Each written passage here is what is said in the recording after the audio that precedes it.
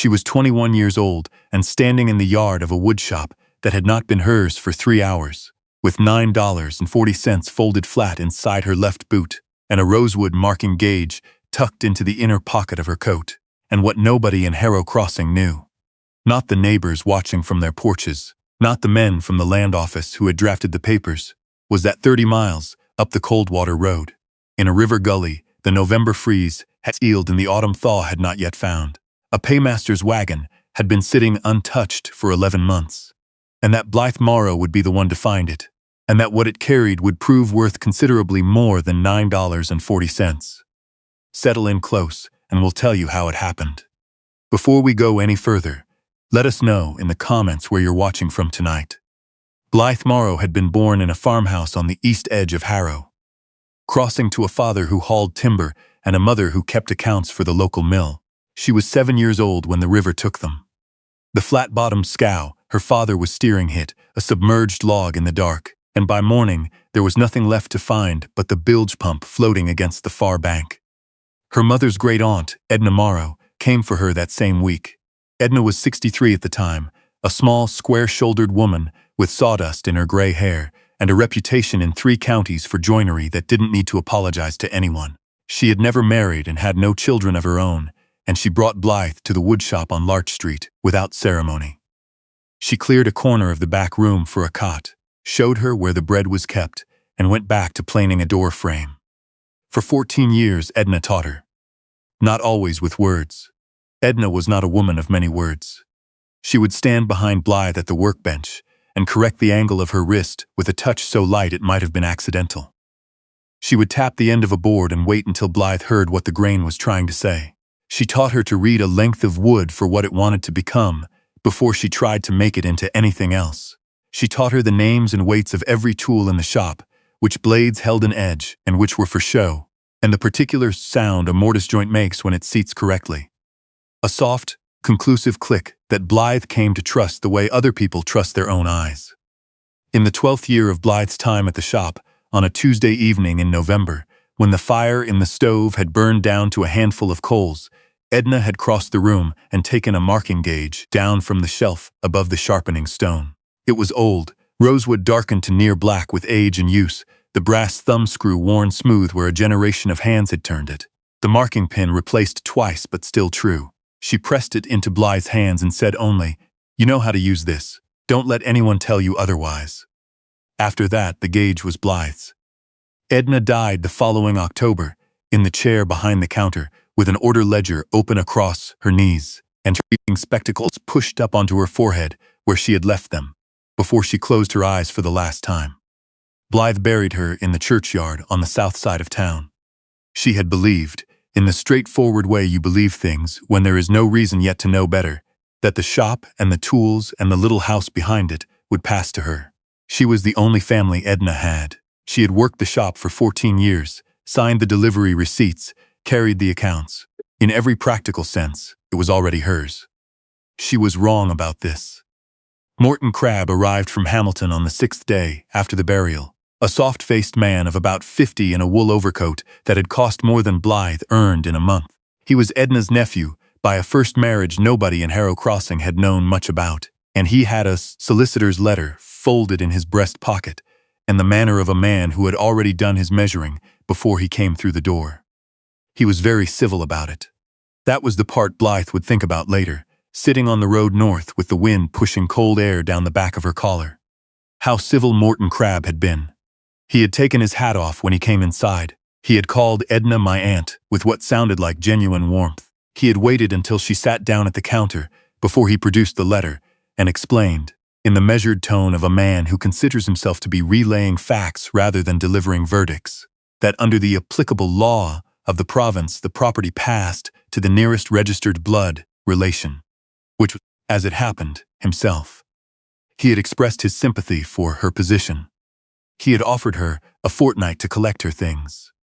And when the fortnight was up, he had counted out $9.40 onto the counter. Her wages for the final week of Edna's life, calculated to the day, 1 coin at a time, with his eyes on the ledger rather than on her face. $9.40. The sum total of 14 years laid out in the sound of coin on pine. She signed the paper he slid across the table with the same steady hand she used to sign a bill of lading. She thanked him for the use of the fortnight, and she went out to the workshop in the gray afternoon light to do what needed to be done. There was not much to gather. Edna had lived without excess and had taught Blythe to do the same. She took the small kit of tools that were hers by use if not by deed. The paring chisel with the repaired handle, the mortise chisel Edna had given her on her first real commission, the folding rule she had carried in her apron pocket for 3 years. She rolled the wool blanket from her cot and tied it with twine. She took the tin of rendered lard she used on her hands in the cold months and the whetstone she had bought with her own money from the hardware man on Main Street. And she took the marking gauge from her coat pocket, where she had put it the morning after the burial because some instinct told her to keep it close. She held it for a moment in the gray workshop light, running her thumb across the worn brass screw, the way Edna's thumb had run across it 1,000 times before hers. Then she put it back in her pocket and felt its familiar weight settle against her ribs like a counterbalance. She did not take the panel saw hanging above the bench, even though she had resharpened its teeth 3 times, and it ran truer than any saw Morton Crabbe would know how to use. The paper she had signed said it was not hers, and she was not a thief, though she stood in front of that saw for a long moment, with her hand resting on the handle before she let go. Morton Crabbe had already moved his traveling case into Edna's room and shut the door. Blythe spread her blanket on the workshop floor near the cold stove and slept there, because she preferred a floor she had swept herself to a welcome that had not been offered. In the morning she was up before the light. She laced her boots and tied her things into the canvas haversack. She counted her money in the gray dark of the yard, $9.40. She folded it back into her boot. She knew where she was going, because there was only one place that made any practical sense. A mill town called Slate Falls, 30 miles up the Coldwater Road, where Edna had taken work twice in the years, before her eyesight began to trouble her. Blythe had been there once, at 17, delivering window sashes in the back of a borrowed wagon. She remembered a straight main street, a river bend, and the smell of fresh-cut spruce coming off the mill yard like weather rolling in. She did not know anyone in Slate Falls, but she knew the work, and the work was what she had. Morton Crabbe did not come out to see her go. She walked north out of Harrow Crossing in the early October cold with the haversack on her back and the marking gauge in her coat, and she did not look back at the shop on Larch Street.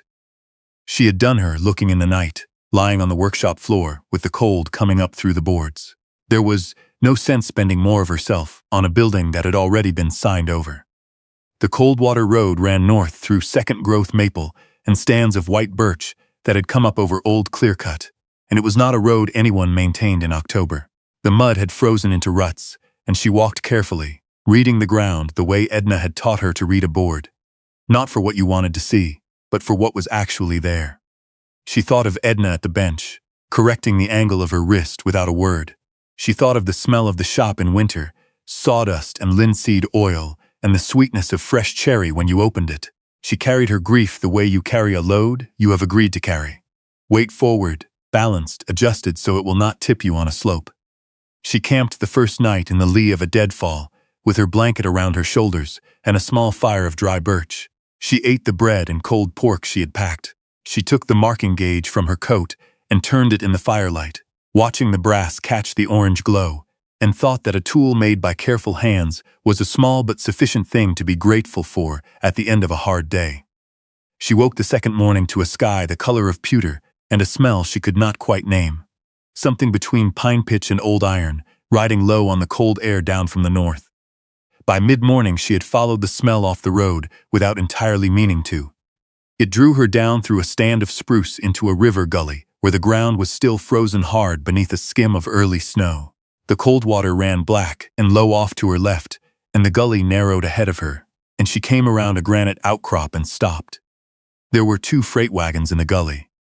Heavy-built, canvas bonnets collapsed and frozen into shapes she couldn't name. The lead wagon had dropped a rear wheel into a gap between 2 boulders and tilted so far to one side that the load inside had shifted and pressed the boards out of their seats at the low corner.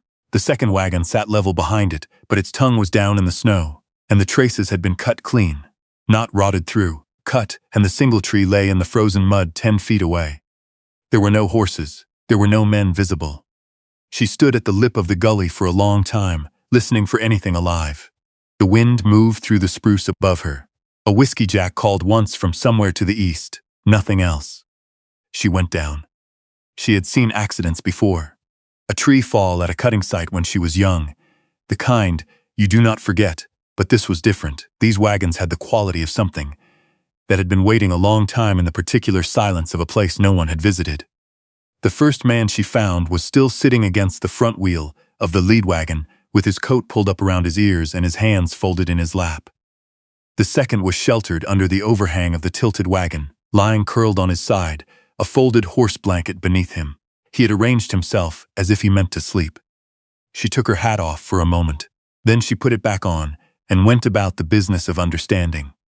The first wagon held provisions, flour in sealed tin canisters, salt pork, lamp oil, oilcloth, ordinary camp freight. But beneath the provisions, wedged into the forward corner of the wagon bed, was a flat-iron strongbox of the kind paymasters carried on logging contracts. The lock was sound, but the hasp had been fitted in haste. She could see it had been set with undersized screws, and the wood behind the screw holes had begun to split. She got the mortise chisel from her haversack. The second wagon held surveying equipment, rolled maps in a tin tube, a theodolite in a felt-lined case, a flat leather satchel tied with cord. Tucked under the seatboard, in the space where a driver keeps the things he cannot afford to lose, was a tin biscuit box wrapped in canvas. She carried the biscuit box out into the gray light and opened it. Inside, wrapped in oilcloth, was a letter. 4 pages, written on the back of timber tallying sheets in a hand that had been careful at the start and grown cramped toward the end. Addressed on the outer fold in pencil, to whoever comes after. She sat down against the wheel of the tilted wagon and read. My name is Cyrus Hartwell, and I have been paymaster for the Coldwater Logging Company for 17 years, and if you are reading this, then we did not make it through. I am writing this on the night of the 23rd of November in a gully I cannot name on any map I have with me, having come off the road in the dark. The horses are gone. Thomas cut them free when the temperature dropped, to give them a chance. I do not know that Thomas or myself will be in any shape to go for help by morning. The strong box under the flour holds the November wages for the crew at Camp 12. 81 men. They have not been paid since September. If you are a decent person, get those wages to the Camp 12 foreman by whatever means you can, and take yourself a fair finder's sum. The leather satchel in the second wagon is the part that matters most. It belongs to a Crown surveyor named Harold Vetch, whom the Coldwater Logging Company hired privately to file survey reports on timber lots the company does not legally hold and has never legally held. Every rod of those reports is false. They go back 4 years. Get them to the Crown Land Office at Slate Falls. There is a woman in Harrow Crossing who does joinery and finished carpentry, the kind of careful work that is harder to find than people tend to think. Her name is Edna Morrow. I have worked near that country, and I know her by reputation more than by meeting. Though we did meet once, briefly, and she struck me as straight a person as I have encountered in this trade. If she has any people still in that country, you might ask after them, for her sort is the sort I would trust with what I am leaving here, whoever you are. It is very cold tonight. I hope you are warmer than I am when you read this. Cyrus Hartwell, Paymaster, 23rd November. Blythe read the letter through once, then she read it again. When she came the second time to the name Edna Morrow, written in the cramped hand of a man she had never met, she pressed her palm flat against the page and sat without moving. The wind came down through the spruce. The cold settled around her. She understood, without drama or any thought she could have put into sentences, that the gully and the wagons and the strongbox and the letter had been sitting here since November waiting. In the way certain things wait, for the one person in the territory who would know what to do with them. She folded the letter along its old crease and put it back in the biscuit box. Then she went to work on the hasp with the mortise chisel. The strongbox opened after 20 minutes. Inside, in paper-banded rolls, was the November wage money for 81 men. $412 in notes and coin. She counted it twice. She set it carefully aside. She took the small notebook she kept for measurements from her haversack and wrote down the amount, the date on the letter, and the camp foreman's name as she found it on the wage ledger, tucked into the lid. She wrote it in the careful hand Edna had taught her, accurate to the last cent, because a record that is not accurate is not a record at all. It is only a story. She took $8 from the rolls as a finder's fee, no more. $8 was what she had been paid at 17 for delivering the window sashes to Slate Falls, a week of skilled work, and it seemed to her a fair wage for a day of difficult finding. She placed the leather satchel and the survey rolls inside the strongbox with the wage money, and wrapped the whole thing in the spare oilcloth from the lead wagon and lashed it to her haversack with the rope she always carried. She covered both men as well as she could with strips of the frozen canvas bonnet and weighted the corners with stones. She said over each of them the words Edna had said once at a neighbor's grave, in the matter-of-fact voice Edna used for things she considered settled, that the ground was patient and the cold was clean and the rest was not theirs to know. Then she climbed out of the gully and turned north. She reached Slate Falls the following morning, a town of perhaps 300, a sawmill at the river bend, a main street of frame buildings still looking raw in the October light. The Crown Land Office was a small square building beside the post office, with a hand-painted sign above the door going gray at the edges. The man inside was named Herbert Tull, land agent, a thin-haired man of about 55, who wore his spectacles at the end of his nose, and who looked up from a survey map when she came in with the expression of a man who had not yet decided what sort of trouble had walked through his door. She put the leather satchel on the counter. She put the biscuit box beside it. She opened Cyrus Hartwell's letter, smoothed it flat, and waited while Herbert Tull read it. He read it once. Then he sat back and took his spectacles off. "Hartwell," he said. "Cyrus Hartwell." "Yes," Blythe said. "In a gully off the road, about 12 miles south, him and another man. They've been there since November." Herbert Tull was quiet a moment. "The company reported that Wagon lost at a river crossing." "The Wagon is in a gully," Blythe said. "The river is 40 feet to the west of it." He looked at her a moment longer. Then he stood up, locked the front door, and took her into the back room.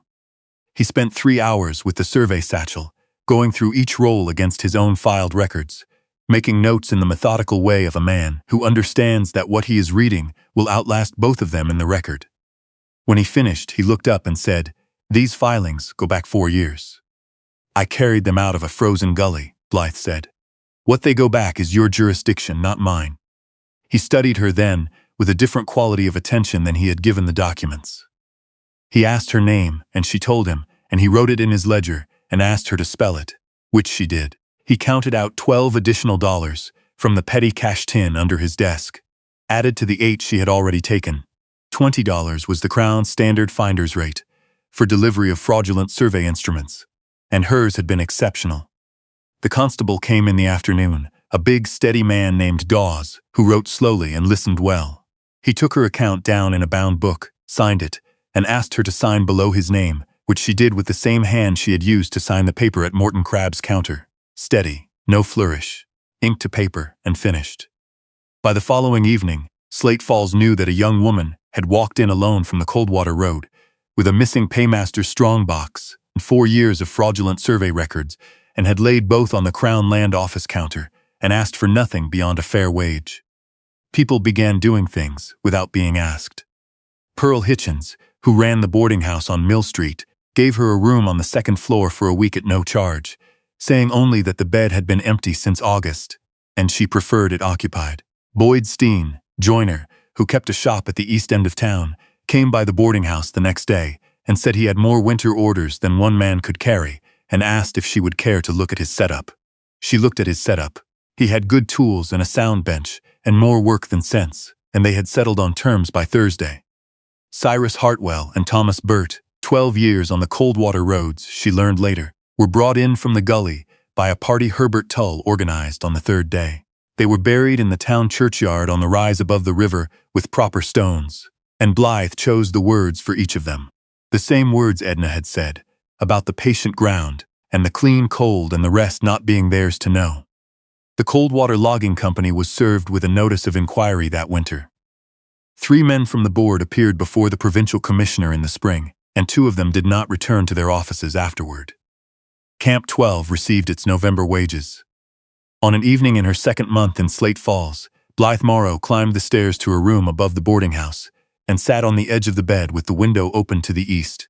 Below her, the mill had gone quiet, and a lamp was burning in the front window of Boyd Steen's shop, where he sometimes worked late over the winter orders she had written out in her own hand.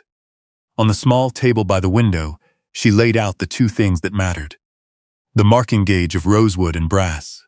Edna's gauge, worn to the color of dark honey, the brass thumb screw smooth under her thumb, the pin still true after 40 years of use.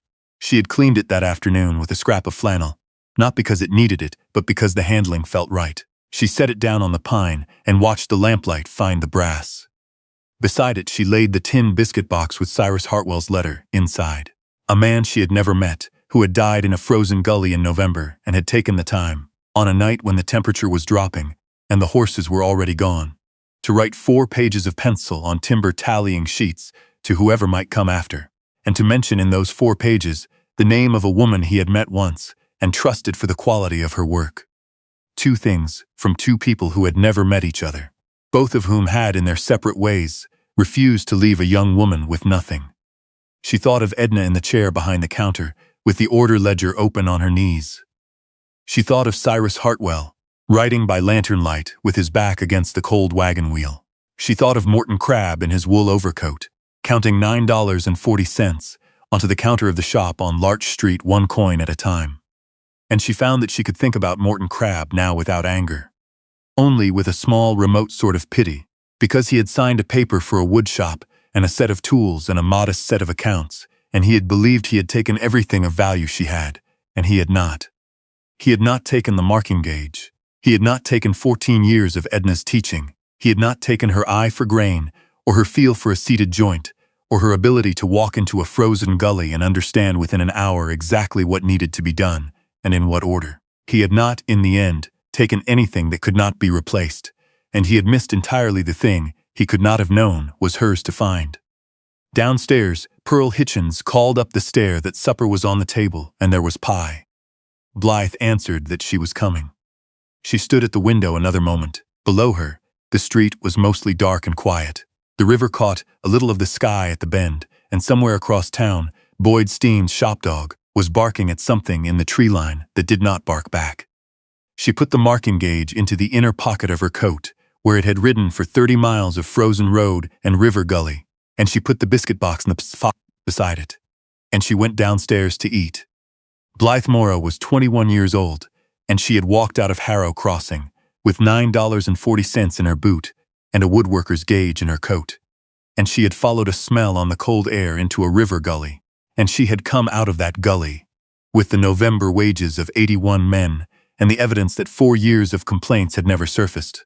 She had taken $20 as her fair wage and not 1 cent more. And by February she was signing receipts on Boyd Steen's authority, and by spring the orders had his name on top and hers on the line below. It was the best walk she ever took. If this story stayed with you, if you sat for a moment with Blythe on that bed, with her 2 small things on the table, take a moment now to subscribe and to share this with someone who has been told they had nothing left worth keeping, because those are the people who most need to hear how a woman with $9 and a marking gauge walked north on a frozen road and found the thing that a whole territory had stopped looking for. And before you go, we want to sit with you in this question for just a moment. What has someone tried to take from you that they could not, in the end, actually take? What did you carry out of that room in your pocket that turned out to be worth more than everything they thought they had kept? Tell us in the comments where you're watching from tonight. And if you're willing, tell us what you carried out. We read everyone.